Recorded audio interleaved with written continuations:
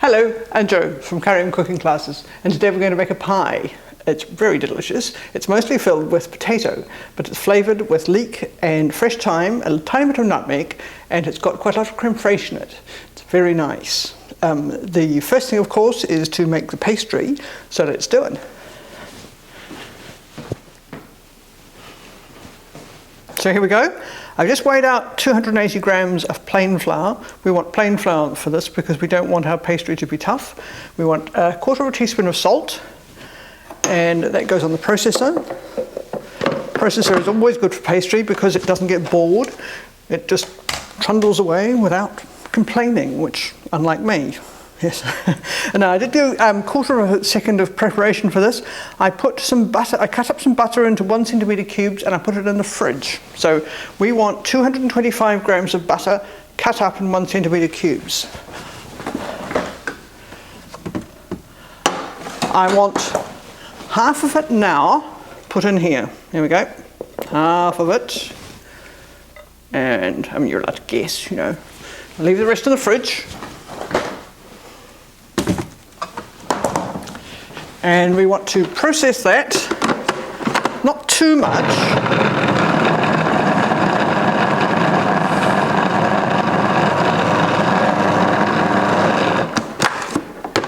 Not till it's a bit finer than that.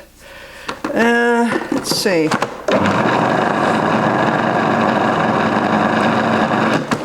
We don't want the butter to completely disappear. We want it to look sort of coarse. Now, I wonder if you can see that. I can still feel bits of butter, but it's starting to look yellow, but it's not completely disappeared. There are about 1,001 ways of making pastry. This is one of them. Now, this is a different way of making pastry, and it's blooming easy. Works for this. So I'm top off again. And we want the rest of the butter.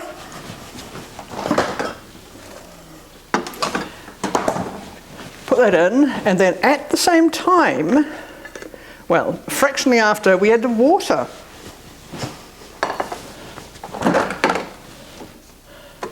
I want, now I've got half a cup of water chilled, and I've actually got, and a half a teaspoon extra in there for some reason, anyway. Okay, and you pour that down the spout at the same time as you're putting them. Got the butter on there. Here we go.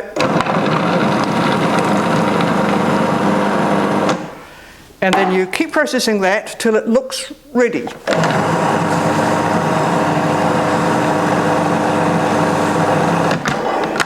To be honest, the secret of the success of this pastry is because it has lots of butter in it. Yum yum. And it's already ready. Yeah, if you process it too much, usual story with pastry, you'll get tough pastry. The butter has broken up a bit, so you can still see. I can still see bits of butter in there. I'm not sure if you can, but it's mixed up enough so that it will make pastry. Hurrah! You see, straightforward. You need a processor, of course, but apart from that, piece of cake.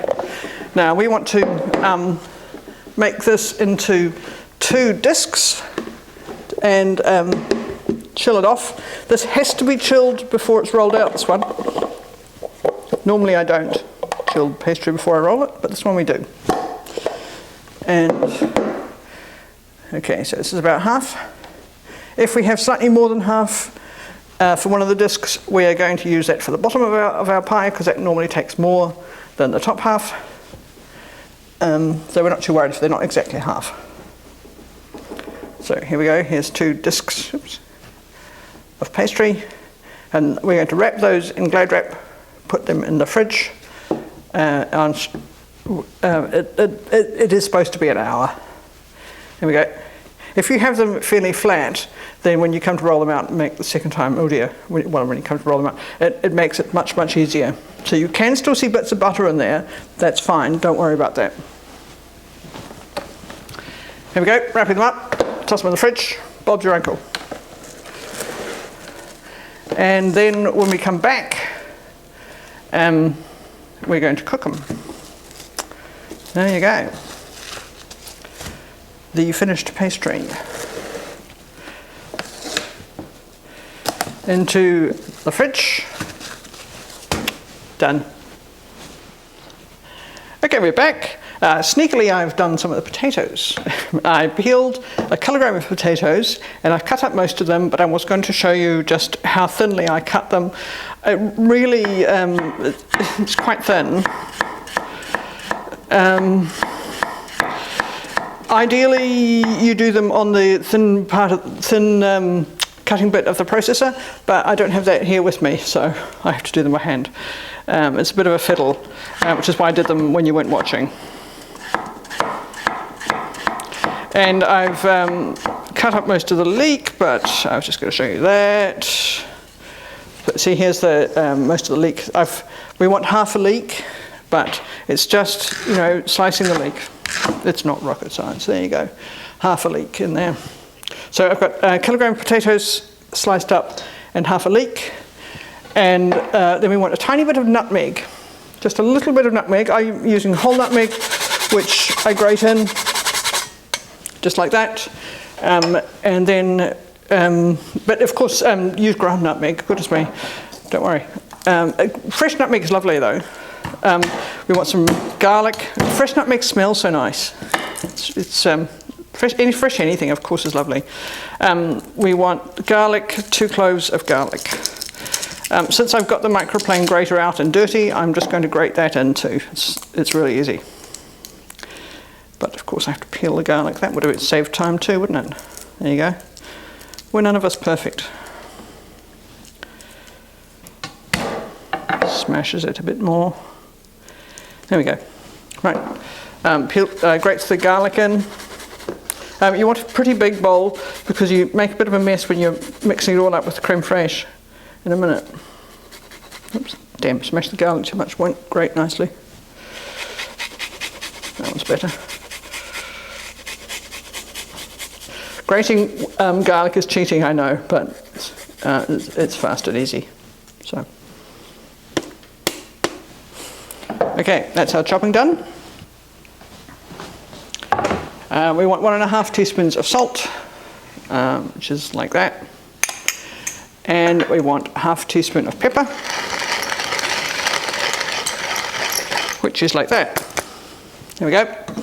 And then we want 2 teaspoons of fresh thyme leaves, which, it's going to take a little minute, isn't it? We're going to guess this. Fresh thyme there is no substitute for, unfortunately. Dried thyme is just not the same thing. So we just grow it. And the one that you grow yourself, I always say has a better flavour because, well, especially my one, because I don't water it. So it struggles against the elements. And it has more concentrated flavour because it's not diluted with water.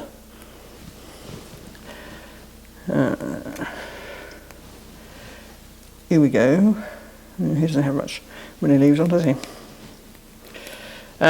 My thyme really has struggled against the elements. It's struggled against neglect and a bit of healthy neglect. Goodness me. The thyme that you buy is nice, perfect good thyme. But the thyme that you grow is gorgeous. Getting there. There we go. You can chop it up if you think that you're getting bits in. Small stalks are okay, but big stalks are not. They're going to be a bit crunchy in our pie. Same with everything, isn't it, really? There we go, 2 teaspoons fresh thyme leaves. And then we just want the creme fraiche, I think. Yes. Where did I put that? Here we go. So that is 500 grams and we want 250.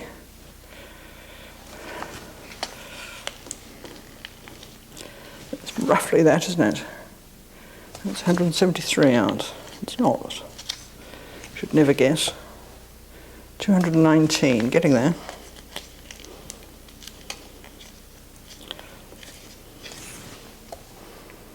Ooh, 244, that'll be good for us. There we go. Mix it up, hands is good, because it's a slightly messy thing anyway. It's going to take a bit of mixing, because you...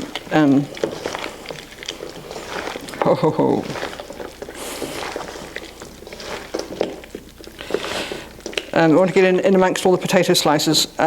If you do it with a spoon, it'll take forever. So hands is good. This is why we wanted a big bowl.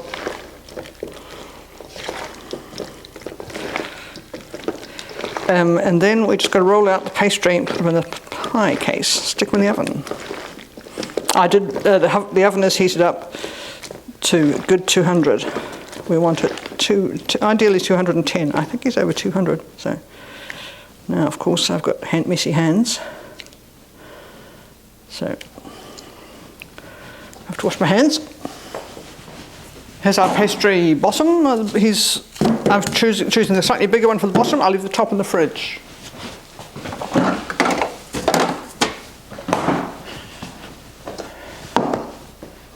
And clear our decks and get some bit of flour out to roll it out in.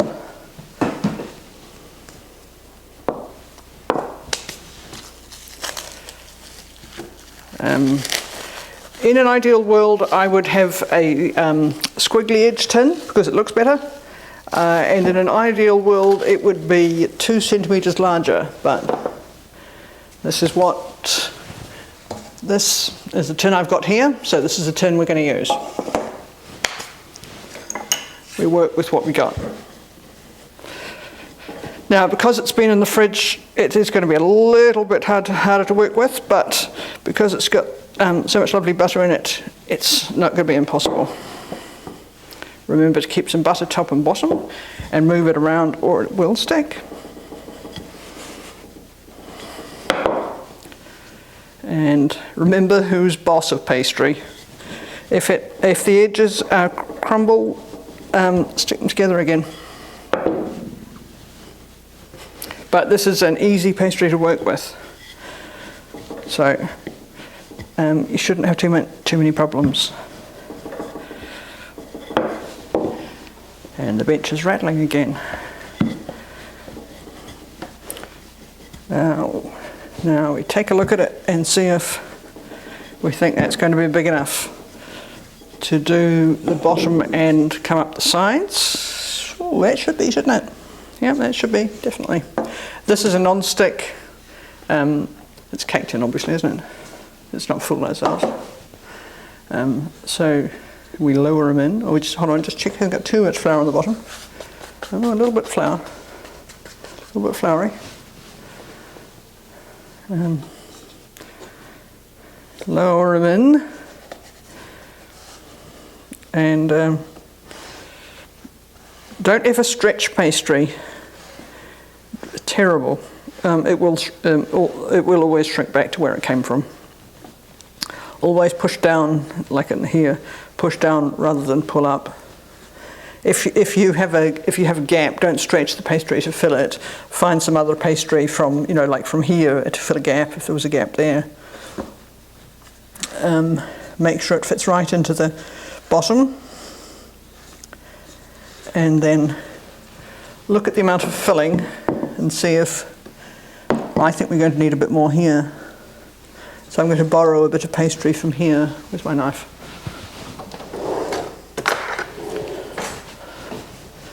I shall borrow a bit. Where was it? Here. Push it on. And I could borrow this bit here too, couldn't I? Yeah. And make sure it hasn't got too many holes, because a little bit of hole is fine, but you've got to have a bit of liquid in there with the sour cream. Okay, no, that looks good. Looking good.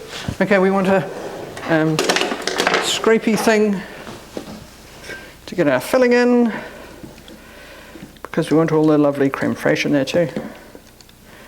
And then we roll out the top. If our tin was a couple of inches bigger, the pie would not be quite so tall, so it would cook slightly faster, and this is what the recipe is designed for. So I'm going to have to make sure that when I'm cooking it, that it will be cooked properly. Patting it down so that the lid will sit flat. Yep. And making sure we get all our lovely filling. There we go. Oops. You don't want that to go on the top, but right. And then get the top out. Set that to one side while we get the lid. And same thing, flour top and bottom, and then we'll cut them out. Cut out a circle for him.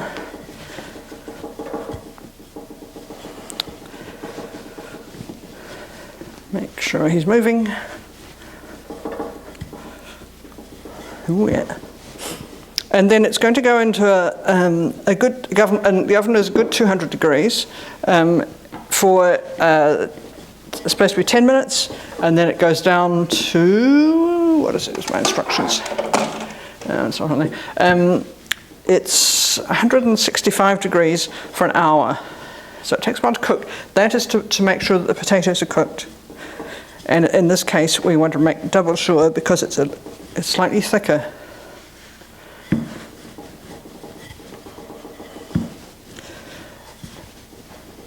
That should be, I think, big enough.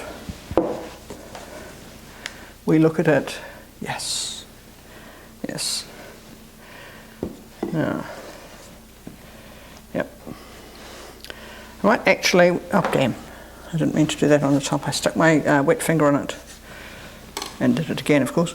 I'm just going to trim the top, above the filling,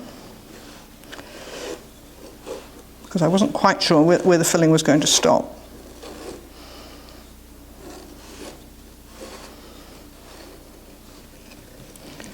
Yep. And then set the lid on it.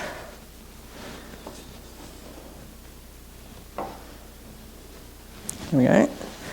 Now I want to circle out of here.